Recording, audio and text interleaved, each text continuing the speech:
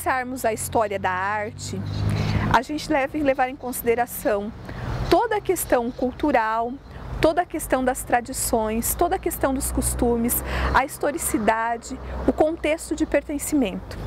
E para falar em contexto de pertencimento, já que estou dando essa aula a partir das cidades gêmeas do Iguaçu, União da Vitória e Paraná, e Porto União Santa Catarina, a região do conflito do contestado, preciso levar em consideração um pouco a história local que se apresenta também de modo muito particular em relação à cultura local e a arte local que está por toda parte, que está pela cidade, pelas paredes da Universidade Estadual do Paraná, FAFIUV.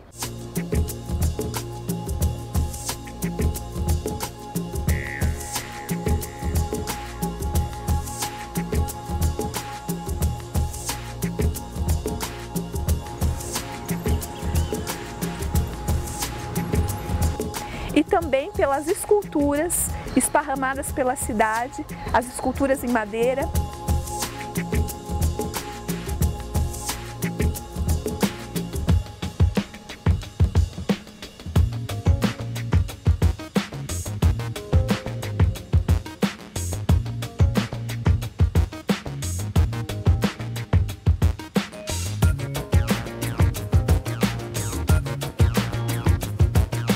Pela Maria Fumaça,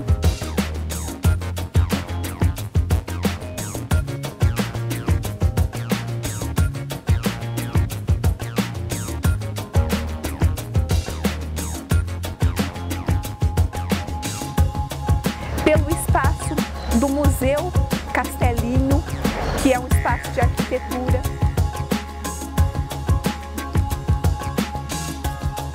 pelo espaço da ferrovia, que se constitui em 1910,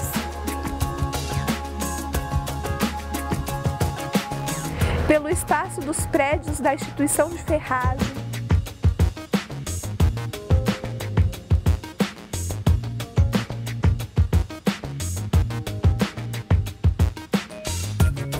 pelo espaço do próprio portal de entrada da cidade e da ponte constituída de separação das margens do Rio Iguaçu e a ferrovia, que contempla as cidades gêmeas do Iguaçu, de um lado Paraná, de outro lado Santa Catarina, mas com uma cultura muito peculiar e muito própria.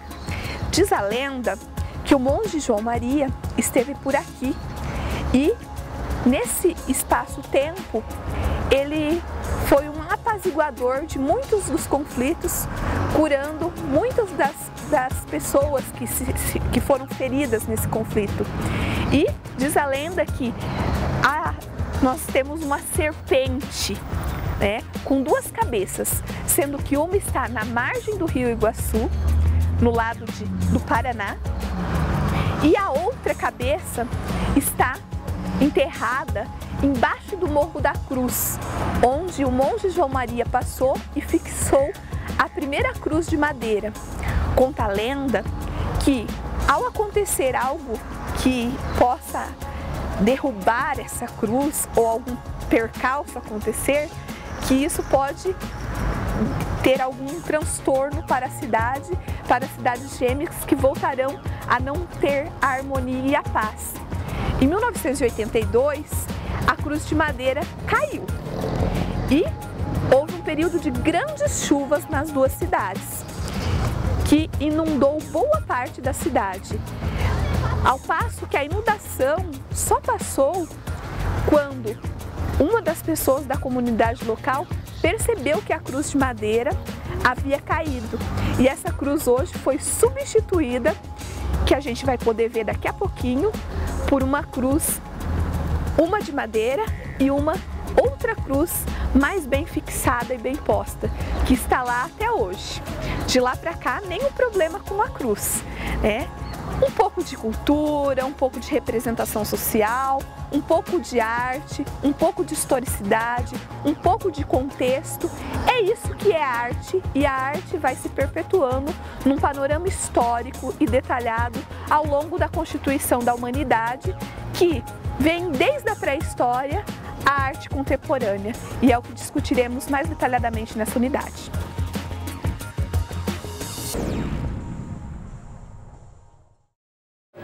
Estamos aqui no espaço do PEMU, Projeto Espaço da Mamãe Universitária, na Universidade Estadual do Paraná, Faculdade de Filosofia, Ciências e Letras de União da Vitória, para mostrar um pouco das atividades desenvolvidas pelas crianças de 0 a 3 anos que frequentam o espaço.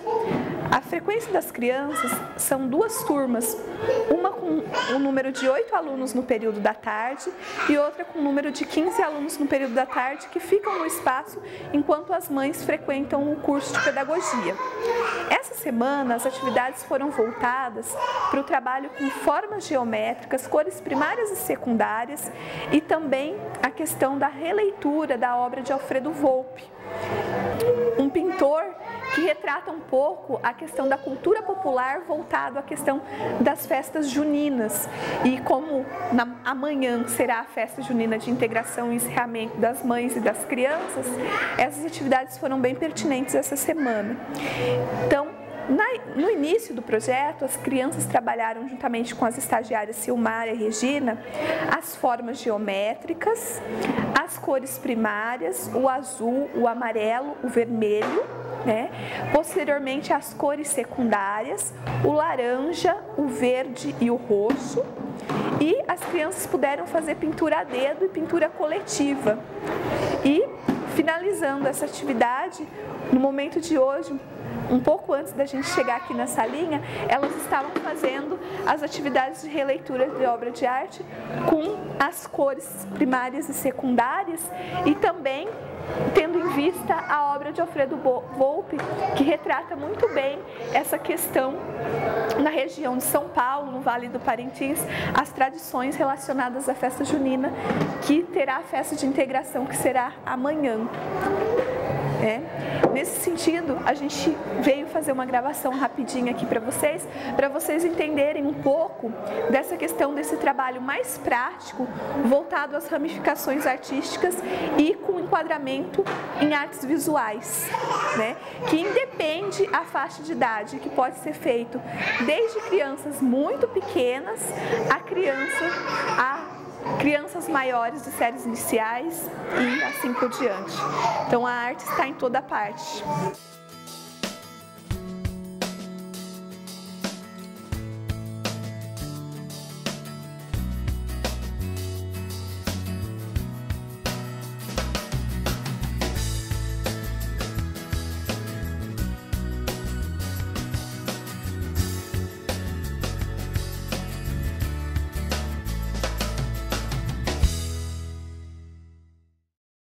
Nessa última unidade, a nossa unidade 4, capítulo 5, trabalharemos um pouco a questão do planejamento, o plano de aula e a avaliação voltada ao ensino da arte. Com relação a essas questões que são extremamente pertinentes para o trabalho pedagógico a ser desenvolvido, temos que levar em consideração que o planejamento é a intencionalidade educativa. Então, qual é a nossa intenção a ensinar arte?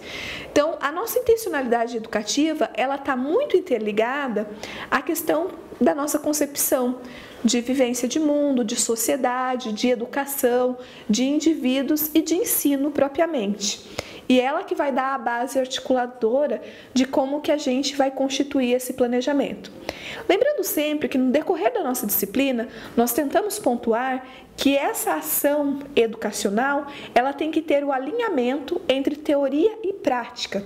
Então, é importante que eu entenda o porquê, a nossa unidade, no capítulo 5, no nosso livro, a gente tem lá a historinha do peixe, Então, o porquê de fazer o peixe com rabo ou sem rabo, Então, a gente precisa entender realmente o porquê porquê das questões teóricas e das questões práticas a serem alinhadas no ensino da arte.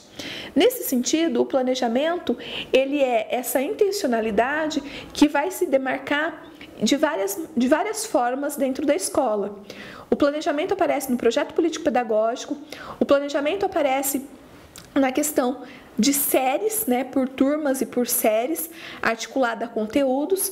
O planejamento vai aparecer uma a uma das unidades educacionais, e esse mesmo planejamento, ele também vai se constituir dentro do ensino das ramificações artísticas enquanto formas de conteúdo. Enquanto formas de conteúdo, então a gente tem um recorte menor do que é esse planejamento, que é a questão do plano de ensino, que pode se dar por bimestre, também o planejamento bimestral, ou a gente pode ter um planejamento mensal, ou a gente pode ter um planejamento semanal, né, de unidades. Então, assim, na unidade anterior, quando a gente visualizou um pouco as questões lá da atividade prática das crianças no espaço da Mamãe Universitária, a gente tem ali, as meninas fazem um planejamento por semana, né, um semanário. Então elas têm ali um planejamento semanal de como que elas vão constituir as sequências didáticas. Na nossa opção pedagógica, essa questão de como a gente articula o planejamento, ela é algo pessoal do professor, mas ele tem que estar respaldado dessa articulação, né, teoria e prática. Com relação às questões de planejamento, no livro de didática, também estudado por vocês no primeiro ano do curso, vocês têm aí uma unidade específica sobre planejamento. E nas diversas disciplinas de teoria e metodologia de ensino, não só a da arte, que é a nossa, vocês também foram vendo ao longo das outras teorias e metodologias da matemática, da língua portuguesa, da ciência, né, formas de planejamento e essa questão do demonstrar a questão do alinhamento e da intencionalidade pedagógica ao longo do planejamento. Então, isso também já se tornou para vocês algo bem comum. Com relação ao planejamento voltado ao ensino da arte, a se demarcar essa intencionalidade pedagógica, uma recomendação de leitura interessante é o professor Fernando Hernandes, no livro Cultura Visual, Mudança Educativa e Projeto de Trabalho, que ele vai, então, falar dessa questão, dessa importância do planejamento e da importância também de se entender uma avaliação numa perspectiva de profundidade e de processo e de continuidade. E isso a gente também viu e pode ser visualizado ao longo dos referenciais, dos parâmetros, das orientações e das diretrizes curriculares estaduais para o ensino da arte, que também vão apresentar essa questão da importância desse planejamento flexível e também de uma avaliação que aconteça inicialmente enquanto diagnóstico, né, que se constitua ao longo do processo por diversas ações, que a gente vai chamar de ações formativas do indivíduo, e que se compile num ato do que a gente pode falar avaliação somativa. Então, a avaliação no ensino da arte e a avaliação nesse processo, ela tem esse dimensionamento dos 3 passos. Uma avaliação diagnóstica, uma avaliação formativa e uma avaliação somativa. Ela foge da perspectiva tradicional de avaliação só como um ato de verificação de conteúdos, porque também o ensino da arte, ele não é pautado só na questão dos conteúdos. Nós temos conteúdos, mas a gente tem também a formação sensível, a desnaturalização do olhar, a compreensão do afetamento, a constituição da acessibilidade humana e todas essas outras perspectivas. Então, para se pensar um ensino da arte, a gente tem que pensar ele com essas características. E essas características podem aparecer e devem aparecer desde o planejamento, né, e entender esse ato de planejar enquanto para-ação, né? Então, o ato de planejar antes de executar a ação pedagógica do ensino da arte, o ato de planejar durante a ação, né?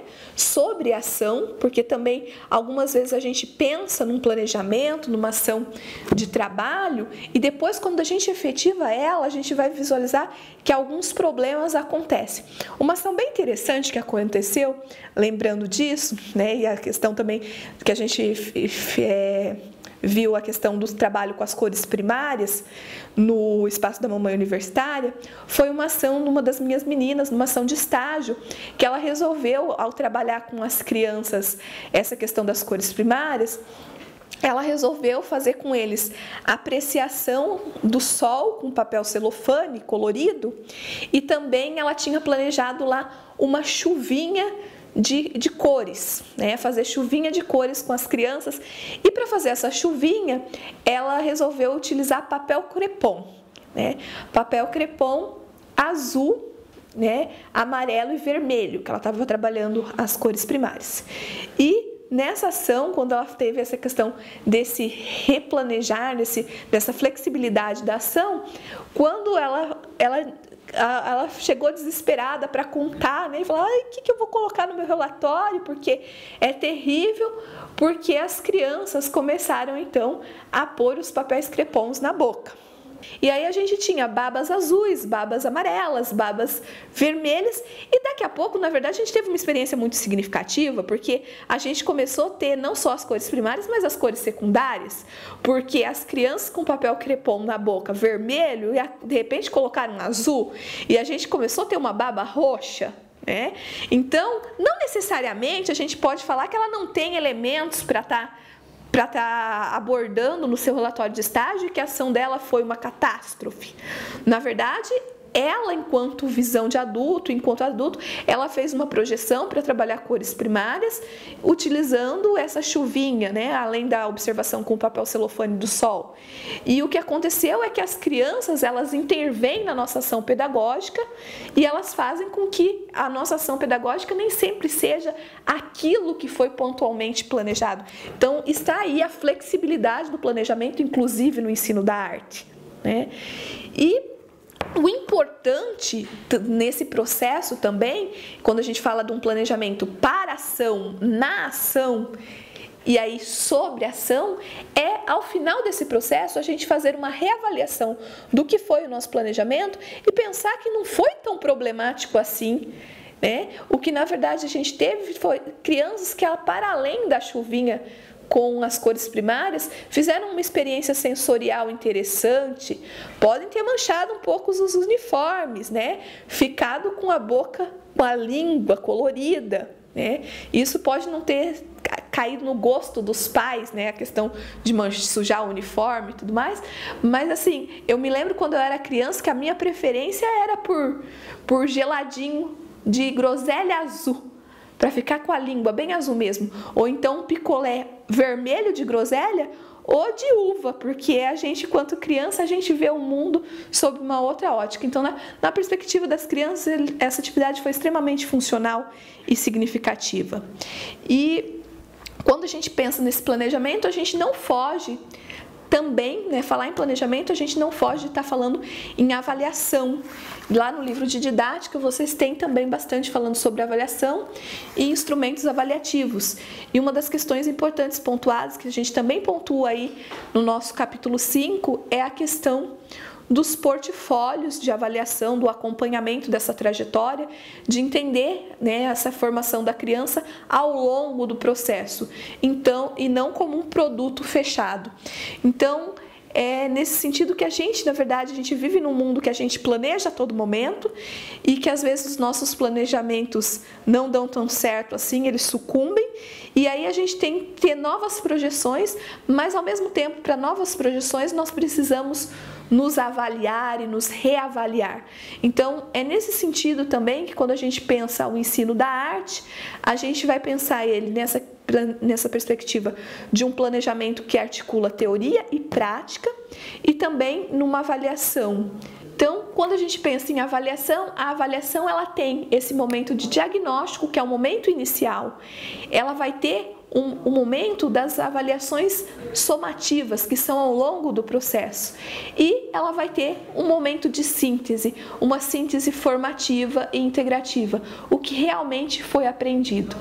É isso que a gente tem, então, para estar pensando quando a gente está tentando dar respaldo para a ação pedagógica, considerando planejamento, plano de aula e avaliação. Espero que vocês tenham aproveitado a nossa estada ao longo dessas 4 semanas de disciplina e até mais!